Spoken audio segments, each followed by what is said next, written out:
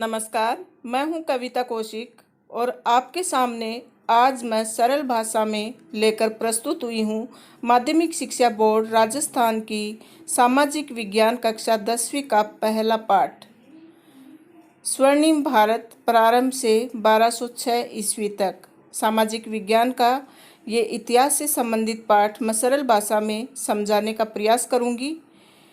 10th board के विद्यार्थियों के लिए ये पाठ महत्वपूर्ण है ही, साथ साथ आरपीएससी द्वारा आयोजित सभी परीक्षाओं के लिए भी ये पाठ उतना ही महत्वपूर्ण है।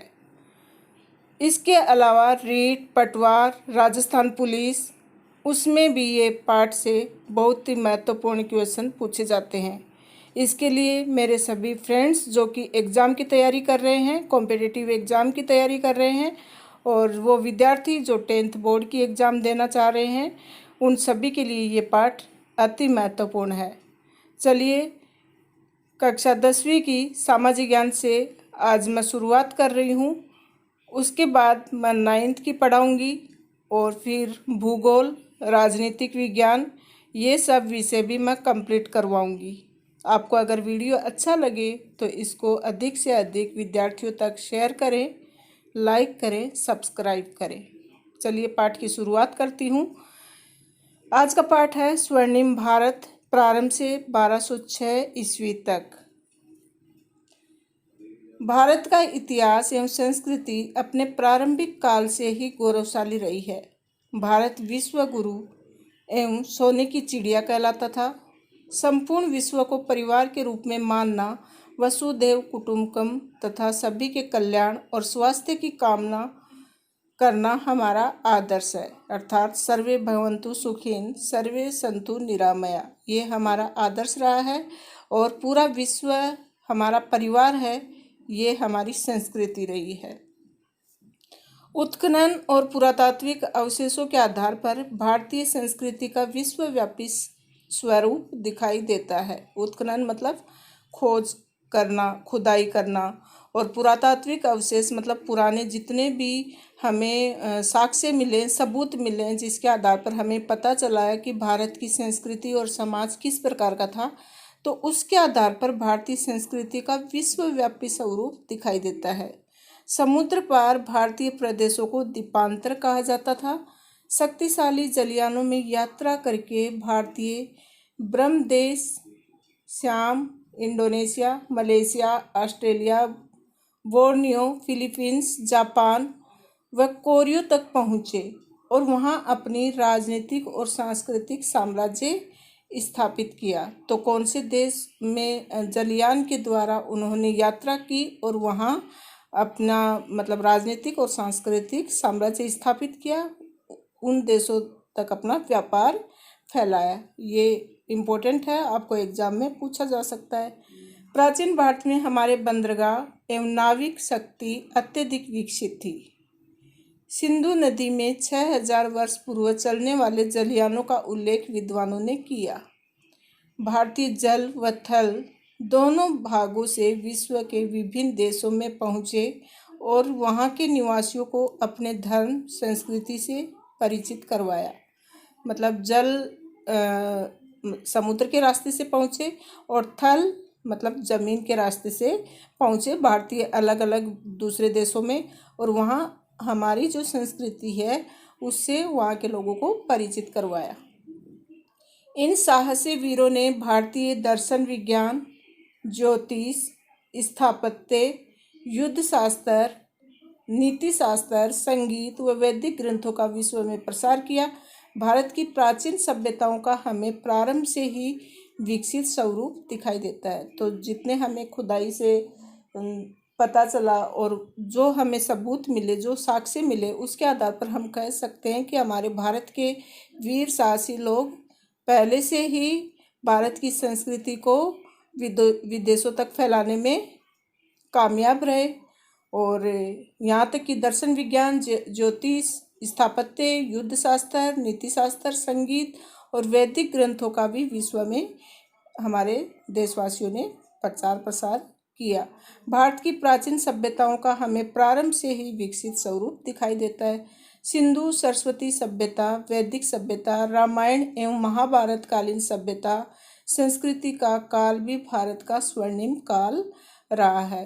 तो ये सारी सभ्यताएं ही हमारे देश की संस्कृति को उजागर करती हैं और इन संस्कृतियों से पता चलता है कि हमारी संस्कृति बहुत ही समृद्ध थी, इसलिए उसको स्वर्णिम काल कहा गया है। मतलब सबसे पहले सिंधु घाटी सभ्यता, उसके बाद में वैदिक मतलब आर्य लोग आए थे, फिर रामायण और महाभारत कालीन जो समाज था वो भी बहुत ही महत्वपूर्ण था। वेदों को विश्व ज्ञान कोश के रूप में जाना जाता है। सिंधु सरस्वती सभ्यता स्थापत्य की दृष्टि से सर्वोत्कर्ष सभ्यता है। रामायण और महाभारत भारत के विभिन्न आदर्श एवं नीति ग्रंथों के रूप में प्रसिद्ध रहे हैं। तो इस तरह से नीति और ज्ञान की बातें हमें रामायण और महाभारत से पता चलती है। हमारा महाजनपद काल गणतंत्रात्मक और सार्वभौमिक व्यवस्था का आदर्श रहा है। उत्तर वैदिक काल में हमें विभिन्न जनपदों का अस्तित्व दिखाई देता है। इस काल तक पूर्वी उत्तर प्रदेश तथा पश्चिमी बिहार में लौह का व्यापक रूप से उपयोग किया जाने लगा था। लौह तकनीक ने लोगों के भौतिक जीवन में बड़ा परिवर्तन किया। मतलब जो वैदिक युग है उसको दो भागों में बांटा गया, ऋग्वेद काल और उत्तर वैदिक काल। तो ऋग्वेद काल में लौह का उतना चलन नहीं था, लेकिन बाद में उत्तर वैदिक काल में लौह धातु का प्रयोग होने से लोगों के सामाजिक जीवन में और उनकी आर्थिक व्यवस्था में बड़ा ही परिवर्तन आया। लौह तकनीक से लोगों के भौतिक जीवन में भी बहुत बड़ा परिवर्तन आया। इससे समाज में स्थायी जीवन यापन की प्रवृत्ति सुदृढ़ हो गई। तो ये आपसे पूछा जा सकता है कि लौह के उपयोग से क्या परिवर्तन लोगों के जीवन में आया। कृषि, उद्योग, व्यापार, वाणिज्य आदि के विकास ने भी प्राचीन जनजाति व्यवस्था को जर्जर बना दिया। छोटे छोटे जनों का स्थान बड़े जनपदों ने ग्रहण कर लिया। जन मतलब लोगों का जो समूह था, तो छोटा छोटा जो समूह था वो बड़ा जनपद हो गया और फिर बाद में जाकर वो महाजनपद बन गए। मतलब और ज़्यादा लोग मिले और ज़्यादा गांव कबीले इकट्ठे हुए, तो उन सबको मिलाकर बाद में महाजनपद के रूप में विकसित हो गए। 6ठी शताब्दी ईसा पूर्व के प्रारंभ में उत्तर भारत में सार्वभौम सत्ता का महत्वपूर्णतः अभाव था। मतलब सब समूह एक साथ थे, लेकिन कोई एक उनके ऊपर शासन करे ऐसा बिल्कुल नहीं था। सब अपने अपने अलग अलग कबीले में थे और उनका शासन उनके ही हाथों में था। कोई सार्वभौम सत्ता नहीं थी। संपूर्ण भारत अनेक स्वतंत्र राज्यों में विभक्त था। ये राज्य उत्तर वैदिक कालीन राज्यों की अपेक्षा अधिक विस्तृत तथा शक्तिशाली थे। फिर आता है महाजनपद काल। इनका समय आपसे पूछा जा सकता है 600 से 325 ईसा पूर्व। 6ठी शताब्दी ईसा पूर्व में उत्तर भारत में अनेक विस्तृत और शक्तिशाली स्वतंत्र राज्यों की स्थापना हुई, जिन्हें महाजनपदों की संज्ञा दी गई। बौद्ध ग्रंथ अंगुत्तर निकाय के अनुसार उस समय 16 महाजनपद विद्यमान थे। तो महाजनपदों का उल्लेख कौन से ग्रंथ में मिलता है? बौद्ध ग्रंथ अंगुत्तर निकाय। ये एक बार रीट की एग्जाम में भी पूछा गया था। 16 महाजनपद कौन कौन से थे? काशी, कुरु, अंग, मगध, वज्जी, मल, चेदी, वत्स, कौशल, पांचाल, मत्स्य, सुरसेन, अशक, अवंती, गांधार, कंबोज, जिसमें मगध सबसे शक्तिशाली था।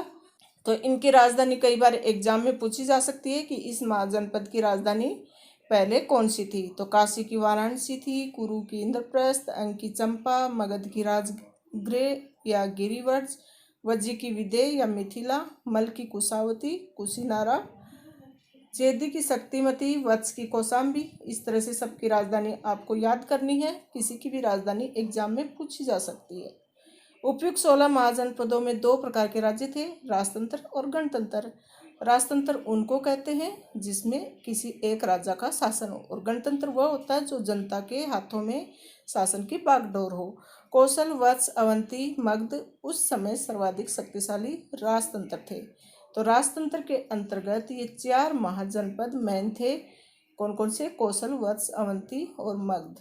आपको ध्यान में रखना है इनका नाम। 6ठी शताब्दी ईसा पूर्व अनेक गणतंत्रों का भी अस्तित्व था, जिनमें प्रमुख थे कपिलवस्तु के शाक्य, सुकुमारगिरी के भाग, अलकप के बुली, केशपुत के कालाम, रामग्राम के कोलिय, कुशीनारा के मल, पावा के मल, पिपलविन के मौर्य और वैशाली के लिच्छवी और मिथिला के विदे। ये सब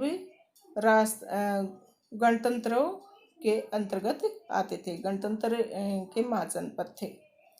तो विद्यार्थियों, यहाँ तक आपको अच्छे से समझ में आया होगा। एक बार और वीडियो सुन लेना। वीडियो पसंद आए तो लाइक ज़रूर करें।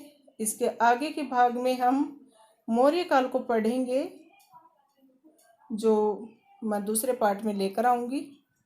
धन्यवाद।